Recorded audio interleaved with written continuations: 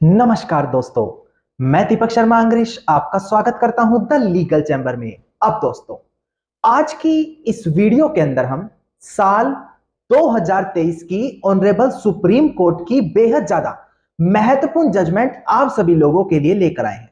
अब दोस्तों, अक्सर लोगों का एक क्वेश्चन होता है जब कभी भी उनका किसी संपत्ति को लेकर वाद विवाद चल रहा होता है, जैसे कि हो सकता है किसी एग्रीमेंट टू सेल को लेकर हो, सेल डीड को लेकर हो, गिफ्ट डीड को लेकर हो, वसीयत को लेकर हो, रेलिंक्विशमेंट डीड को लेकर हो। मतलब कि जब कभी भी किसी भी संपत्ति को लेकर वाद विवाद होता है तो लोगों के मन में अक्सर एक डर बना रहता है, कहीं यह तो नहीं होगा कि संपत्ति को केस के बीच में ही बेच दिया जाए, और अगर संपत्ति ही बेच दी गई तो और हम ये जो केस लड़ रहे हैं इसका फायदा ही क्या रहेगा।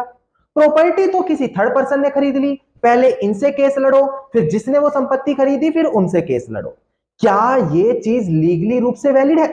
अब मैं आपको बता दूं दोस्तों, अगर चलते केस के बीच में संपत्ति को बेच दिया जाए तो इसको अवैध नहीं माना जाता, यानी कि इसको इलीगल नहीं माना जाता। अब ये सारा कंसेप्ट मैं साल 2023 की लैंडमार्क जजमेंट के साथ, रेलिवेंट प्रोविजन के साथ आज की वीडियो में आप लोगों को क्लियर करके देने वाला हूं। अब दोस्तों, अगर आप लोगों को हमारी ये वीडियोस अच्छी लगती हैं, अगर आप लोगों को हमारी तरफ से किए गए एफर्ट्स अच्छे लगते हैं, तो मेरा आप लोगों से अनुरोध है वीडियो को आप लाइक जरूर कीजिए और साथ ही साथ अपना वैल्यूएबल कमेंट सेक्शन में जरूर लिखिए। तो चलिए दोस्तों, अब आज की इस वीडियो को हम ज्यादा लंबा ना करते हुए आज की इस वीडियो को स्टार्ट करते हैं।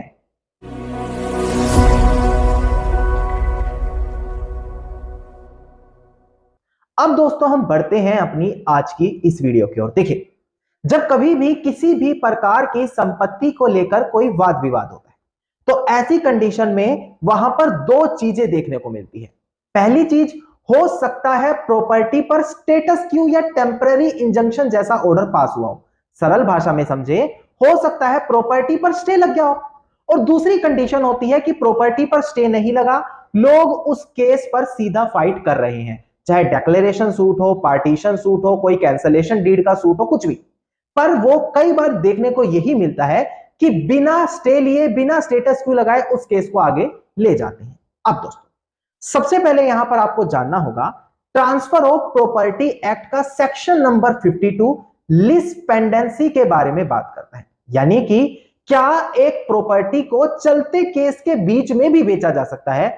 यह चीज इस रेलिवेंट प्रोविजन के अंदर बताई गई है।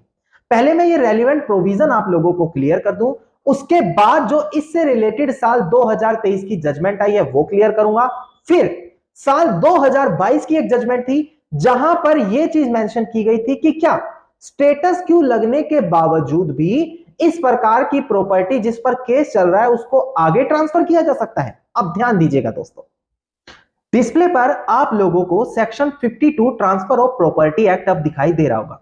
एक बार ध्यान दीजिएगा, सबसे पहले मैं यही प्रोविजन आप लोगों को क्लियर कर दूं। देखिएगा, यह बात करता है transfer of property pending suit relating thereto, यानी कि जिस प्रॉपर्टी पर कोई केस चल रहा है उस प्रॉपर्टी को क्या ट्रांसफर किया जा सकता है। देखिएगा क्या लिखा है, during the pendency in any court, जब कभी भी किसी कोर्ट के अंदर कोई केस पेंडिंग है। देखिए यहां पर लिखा है सूट और प्रोसीडिंग, जब भी कोई केस पेंडिंग है, which is not collusive in nature, जो कोई भी कोल्यूसिव नेचर का नहीं है। कोल्यूसिव से आप समझ लीजिए मतलब वो केस सुनवाई योग्य ही नहीं होता। जब ऐसी कोई सिचुएशन है जब वो केस वैलिड है और किसी कोर्ट के अंदर पेंडिंग है, and in which any right to immovable property is directly and specifically in question, जब कभी भी उस केस के अंदर प्रॉपर्टी पर किसी के अधिकारों को सीधा सीधा चैलेंज किया है कि इस पर तो मेरा हक है, तो ऐसी कंडीशन में क्या होगा, the property can not be transferred, जो वो प्रॉपर्टी है जिस पर केस चल रहा है उसको आगे ट्रांसफर नहीं किया जा सकता, और otherwise deal with any party to the suit or proceeding as to affect the right of any other party thereto under any decree and order which may be made there. यानी कि दोस्तों, यहां पर यही कहा गया है कि अगर किसी प्रॉपर्टी पर कोई केस पेंडिंग है और ऐसी कंडीशन में कोई पार्टी जिसका उस प्रॉपर्टी पर जो राइट है वो डायरेक्टली क्वेश्चन किया गया है कि भाई इसका इस प्रॉपर्टी पर राइट नहीं बनता, ऐसी कंडीशन में उस प्रॉपर्टी को आगे ट्रांसफर नहीं किया जा सकता। ये सीधा सीधा प्रोविजन यहां पर इस पॉइंट को क्लैरिफाई कर देता है। अब लोगों को केवल इस सेक्शन तक की नॉलेज है, उनको लगता है कि कानून की किताबों में तो लिखा गया है कि भाई प्रॉपर्टी को चलते केस के बीच में नहीं बेचा जा सकता, पर ऑनरेबल सुप्रीम कोर्ट समय समय पर काफी ज्यादा लैंडमार्क जजमेंट देता रहा है। उसी चीज के बीच में यहां भी साल 2022 में भी, 20 में भी और अब साल 2023 में भी एक बेहद ज्यादा महत्वपूर्ण जजमेंट आई थी, जहां पर यह कहा गया कि भाई अगर चलते केस के बीच में प्रॉपर्टी बेच दी गई तो उसको हम अवैध तो नहीं ठहरा सकते। हां, जो पार्टी उस प्रॉपर्टी को खरीद रही है उसको भी कोर्ट के फैसले को मानना पड़ेगा। अब कैसे मानना पड़ेगा, क्या कंसेप्ट है, यह मैं आपको क्लियर कर देता हूं। सबसे पहले डिस्प्ले पर आप केस टाइटल ध्यान दीजिएगा दोस्तों। देखिएगा दोस्तों, केस टाइटल है GT Girish versus Y Subba Raju.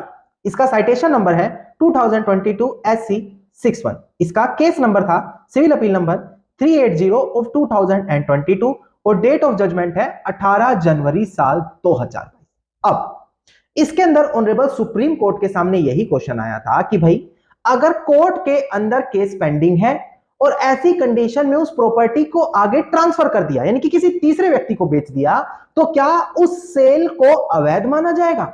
अब यह चीज मैं डिस्प्ले पर दिखाकर आपको क्लियर कर देता हूं कि ऑनरेबल सुप्रीम कोर्ट ने यहां पर कितना महत्वपूर्ण फैसला दिया। दोस्तों देखिएगा, डिस्प्ले पर आपको दिखाई भी दे रहा होगा, ऑनरेबल सुप्रीम कोर्ट ने कहा कि जो वो प्रॉपर्टी ट्रांसफर की गई है उसको हम वॉइड नहीं कह सकते, उसको अवैध नहीं कह सकते, क्योंकि उसे तो बस केस के बीच में ही ट्रांसफर किया गया और इसी कारण से उसको हम वॉइड नहीं कह सकते, अवैध नहीं कह सकते। हां, effect of section 22 is that the transfer will subject to the outcome of the suit, यानी कि जो केस का फैसला आएगा यह अब उस चीज पर निर्भर हो जाएगा। ऐसी कंडीशन में कोर्ट ने यह भी कहा कि जो बोनाफाइड परचेजर है, यानी कि जिसने वो प्रॉपर्टी खरीदी है, वो बाद में ये नहीं कह सकता, इस चीज से डिफेंस नहीं ले सकता कि मुझे तो कोई नोटिस ही नहीं मिला, मुझे तो इस बारे में नॉलेज ही नहीं थी कि यहां पर कोर्ट में कोई केस पेंडिंग है। सरल भाषा में समझे, ऑनरेबल सुप्रीम कोर्ट ने कहा कि चलो प्रॉपर्टी को अगर चलते केस के बीच में बेच दिया तो हम इसे अवैध नहीं कह सकते। हां, इस चीज से केस पर कोई भी इफेक्ट नहीं पड़ना चाहिए। अगर किसी ने उस प्रॉपर्टी को खरीदा है और कल को उसका जो मालिक जिससे उसने वो प्रॉपर्टी खरीदी है वो केस हार जाता है, तो ऐसा ही माना जाएगा कि जिसने प्रॉपर्टी खरीदी है वो भी केस हार गया और उनको जिसके फेवर में डिक्री आई है उसको वो प्रॉपर्टी वापस लौटानी पड़ेगी। ये चीज यहां पर ऑनरेबल सुप्रीम कोर्ट ने साफ तरीके से निर्धारित कर दी। तो ये कंसेप्ट इस तरीके से आपको अब समझना होगा कि अगर कोई केस चल रहा है और बीच में आपको खतरा है कि हो सकता है आपकी प्रॉपर्टी किसी गुंडे को, किसी बदमाश टाइप के व्यक्ति को बेच दी जाए, तो आपको घबराने की जरूरत नहीं है, लड़ने झगड़ने की कोशिश नहीं करनी। आपको सिर्फ ऑनरेबल सुप्रीम कोर्ट की इस जजमेंट का रेफरेंस पता होना चाहिए। फिर भी कई बार लोग कहते हैं कि सर कई बार तो ऐसा देखा जाता है कि जिस व्यक्ति को प्रॉपर्टी बेची गई है वो प्रॉपर्टी पर आकर सभी कुछ बर्बाद कर देता है, घर को डैमेज कर देगा, कोई ऐसी कंस्ट्रक्शन कर देगा जिससे वो कभी प्रॉपर्टी पहली कंडीशन में आ ही नहीं पाएगी। तो बेसिकली प्रॉपर्टी बेचने से हमें तो बहुत बड़ा नुकसान होने वाला है। हमें आप एक टेक्निकल तरीका बताएं जिससे वो प्रॉपर्टी बिकने से रुक सके। अब ऐसी कंडीशन में मैं लोगों को बार बार कहता हूं कि जब कभी भी संपत्ति को लेकर कोई वाद विवाद खड़ा हो रहा है तो ऑर्डर 39 रूल 1-2 की एप्लीकेशन वहां हमेशा लगानी चाहिए, क्योंकि दोस्तों अगर एक बार आपको उस प्रॉपर्टी पर टेम्पररी इंजंक्शन मिल गया तो उसके बाद आप लोगों की वो प्रॉपर्टी कोई किसी भी हालत में ट्रांसफर कर ही नहीं पाएगा। अब इसी चीज से रिलेटेड एक honourable Andhra Pradesh high court की बड़ी महत्वपूर्ण जजमेंट है। मैं पहले केस टाइटल आप लोगों के साथ डिस्कस कर लूं, उसके बाद मैं कंसेप्ट क्लियर करूंगा कि आखिरकार क्या स्टेटस क्यू लगने के बाद भी प्रॉपर्टी ट्रांसफर की जा सकती है।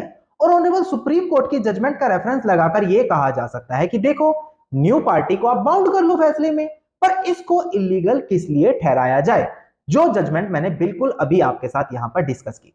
एक बार आप केस टाइटल देखिएगा, उसके बाद हम आगे बढ़ेंगे। देखिएगा दोस्तों, केस टाइटल है हमारा यहां पर के रवि प्रसाद रेड्डी वर्सेस जी गिरिधर। इसका सिविल मिशेलियस अपील नंबर है 4345 ऑफ 2021। नाउ दोस्तों, प्रेजेंट केस के अंदर जो वाद विवाद चल रहा है वो प्रॉपर्टी की रजिस्ट्री को कराने के लिए चल रहा है। प्रेजेंट केस में प्लेंटिफ ने यहां पर एक केस दाखिल किया जिसपे उसने कहा कि मेरा डिफेंडेंट के साथ एक एग्रीमेंट टू सेल हुआ था। अब एग्रीमेंट टू सेल होने के बाद मैंने कुछ पैसा तो दे दिया, पर बाकी जो पैसा है जब मैं देने के लिए डिफेंडेंट नंबर 1 को गया तो उसने उसे लेने के लिए मना कर दिया और अब वो मेरे पक्ष में सेल डीड भी नहीं कर रहा। तो यहां पर सूट फॉर स्पेसिफिक परफॉर्मेंस डाला गया है ताकि प्लेंटिफ अपने पक्ष में प्रॉपर्टी की रजिस्ट्री करा सके। नाउ यहां पर प्लेंटिफ का कहना है कि डिफेंडेंट नंबर 1 ने प्रॉपर्टी ऑलरेडी दूसरे डिफेंडेंट को बेच दी है, यानी कि किसी दूसरे व्यक्ति को बेच दी है, और इस तरीके से प्रॉपर्टी और आगे ना ज्यादा बेची जाए तो यहां पर ऑर्डर 39 रूल 1-2 की एप्लीकेशन लगा दी जाए ताकि प्रॉपर्टी पर स्टेटस क्यू लग जाए और प्रॉपर्टी और ज्यादा आगे ना बेची जा सके। अब देखिए दोस्तों, यहां पर प्लेंटिफ का कहना है कि अगर यहां पर टेम्पररी इंजंक्शन स्टेटस क्यू उसको मिल गया तो प्रॉपर्टी आगे और लोगों में नहीं बेची जाएगी, जिससे कोर्ट के अंदर और ज्यादा नेसेसरी पार्टी को ऐड नहीं करना पड़ेगा और कोर्ट केस का टाइम ज्यादा नहीं खींचेगा। ऐसी कंडीशन में कम समय में रेलिवेंट फैसला फेवर में आ जाएगा। जबकि डिफेंडेंट का कहना है कि अगर हम कुछ ऑनरेबल सुप्रीम कोर्ट की जजमेंट का रेफरेंस ले या फिर अगर section 52 transfer of property act देखें तो केवल प्रॉपर्टी को आगे ट्रांसफर कर देने से उसे वॉइड तो नहीं माना जा सकता। हाँ, जो पार्टी उस प्रॉपर्टी को बाद में खरीद रही है ऐसी कंडीशन में वो भी कोर्ट के फैसले में बाउंड हो जाएगी, तो यहां पर टेम्पररी इंजंक्शन नहीं देना चाहिए। अब प्रेजेंट केस में क्या हुआ, ट्रायल कोर्ट ने टेम्पररी इंजंक्शन वहां पर लगा दिया और प्लेंटिफ के फेवर में टेम्पररी इंजंक्शन दे दिया। अब इस फैसले से परेशान होकर ऑनरेबल आंध्र प्रदेश हाईकोर्ट के सामने मिशेलियस अपील फाइल की गई है। अब ऑनरेबल आंध्र प्रदेश हाईकोर्ट के सामने यही क्वेश्चन आया, क्या section 52 transfer of property act property पर टेम्पररी इंजंक्शन या स्टे लगाने से लिए हमें रोक सकता है? क्या उस प्रोविजन के बिहाफ से हमें यह प्रॉपर्टी की अथॉरिटी नहीं होगी कि हमें प्रॉपर्टी पर स्टेटस क्यों लगाया जा सके? अब यहां पर देखिएगा ऑनरेबल आंध्र प्रदेश हाईकोर्ट ने क्या कहा दोस्तों। अब देखिएगा दोस्तों, यहां पर ऑनरेबल आंध्र प्रदेश हाईकोर्ट ने कहा ऑर्डर 39 रूल 1-2 और सेक्शन 52 टीपीए ये दोनों अलग अलग प्रोविजन है। ऐसी कंडीशन में सेक्शन 52 प्रॉपर्टी पर स्टेटस क्यू या टेम्पररी इंजंक्शन लगाने से नहीं रोक सकता। ऐसी कंडीशन में अगर कोर्ट को यह खतरा लगता है कि प्रॉपर्टी को डेंजर है, उस कंडीशन में plaintiff prima facie case, balance of convenience, irreparable loss जैसी कंडीशन अपने फेवर में साबित कर देता है तो यहां पर उसके फेवर में टेम्पररी इंजंक्शन ग्रांट किया जा सकता है।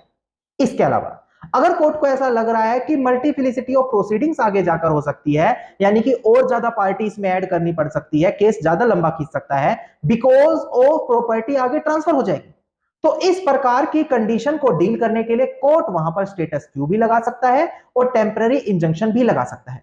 और सेक्शन 52 इस चीज में किसी भी प्रकार का बार नहीं बनेगा, मतलब बाधा नहीं पैदा करेगा। अब दोस्तों, यहां से आपको क्लियर हुआ कि अगर आपकी प्रॉपर्टी पर कोई वाद विवाद है तो अगर उस प्रॉपर्टी को आगे ट्रांसफर कर दिया गया तो उससे उसे हम अवैध नहीं कह सकते। हां, अगर वहां पर स्टेटस क्यू लगा है, अगर टेम्पररी इंजंक्शन है, तो ऐसी कंडीशन में उस प्रॉपर्टी को आगे नहीं ट्रांसफर किया जा सकता।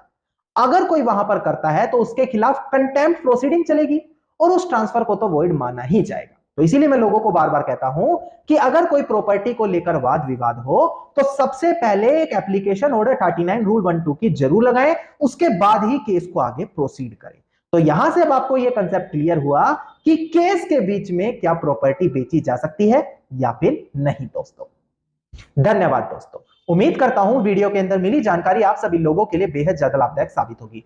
वीडियो के अंदर अगर मिली जानकारी आप सभी लोगों को अच्छी लगी तो वीडियो को आप लाइक, शेयर और कमेंट जरूर कीजिएगा। वीडियो से जुड़ा अगर आप लोगों का कोई भी क्वेश्चन है तो आप कमेंट सेक्शन में मुझे लिख सकते हैं। इसके अलावा अगर आप यहां पर इसी प्रकार के इंफॉर्मेटिव वीडियोस रोजाना पाना चाहते हैं तो चैनल को सब्सक्राइब करके नोटिफिकेशन बेल आइकन आप जरूर दबा दें।